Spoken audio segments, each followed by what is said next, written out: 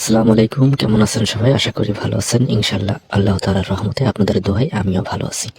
ছোট ছোট মাসুম বাচ্চারা, ছোট ছোট কোরআনের পাখিরা শুধুমাত্র মাদ্রাসায় কোরআন শেখার জন্যই যায় না, ভালো কাজও করার জন্য যেয়ে থাকে, ভালো কাজও ওখানে শিখে থাকে।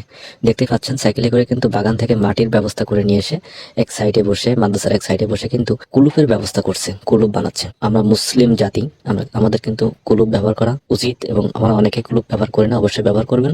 দেখেন, শিক্ষার ক্লাসের ফাঁকে মাটি এক জায়গায় করে কাদা তৈরি করে কুলুপ তৈরি করতেছে। তো আজ এটা দেখে আমার খুব ভালো লাগলো। অবশ্যই এটা সমস্ত মুসলিম জাতির কিন্তু প্রয়োজন। আমরা অনেকে টিস্যু ব্যবহার করি, টিস্যু থেকে কিন্তু মাটির যে কুলুপটা, এটাই কিন্তু বেশি ভালো। কেউ বা আবার তৈরি করা কুলুপগুলো রোদ্রে শুকানোর জন্য নিয়ে যাচ্ছে মাদ্রাসার ছাদে বা আশেপাশে কোথাও। তো এভাবে সবাই কিন্তু একসঙ্গে মিলেমিশে সুন্দর পরিবেশে আনন্দের সাথে কুলুপগুলো তৈরি করছে। এদের ভিতরে কঠিন একটা মিল, কঠিন মহব্বতের সহিত এরা একসঙ্গে মিলেমিশে বসবাস, লেখাপড়া সবকিছু একসঙ্গে করে থাকে। তো এরা আসলে খুবই ভালো। আমি এখানে দীর্ঘ 3-4টা দিন এদের এখানে কিছু টাইলসের কাজ করলাম। তো অমায়িক ছেলেরা, খুবই সুন্দর, কথা বললে খুব দারুণ শোনে, আমাদের অনেক কাজ করে দিছে এরা, খুব ভালো ছেলেরা।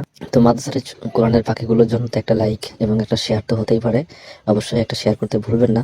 সমস্ত মাদ্রাসার সমস্ত ইসলামিক ছাত্র ভাইদের সবাইকে আসসালামু আলাইকুম, এবং সবাইকে আপনারা দোয়া করবেন মন খুলে, যেন সবাই সুন্দর কোরআনের পাখি হয়ে বের হতে পারে। বেঁচে থাকুক সবাই সুন্দরভাবে, বেঁচে থাকুক ইসলাম, বেঁচে থাকুক কোরআনের পাখিরা। সবাইকে আসসালামু আলাইকুম।